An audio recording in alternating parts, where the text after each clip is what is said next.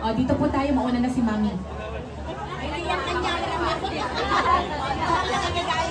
Nakikigamit lang. Ayan, kayo po ay tinatanggap ng sariwang gulay at red bag na naglalaman ng sangkap ng niluto ng ating city location. Ang pagdating ng ating Vice Mayor, Arvin Ian Alex! Piliin ng Panginoon. Good morning! Good morning po. Love Carabon po na ito ay bahagi pa rin ng mas malawak na programa ng ating minamahal ngayon. Naningay tayo ng maging transformative, lively and caring po ang ating provincial.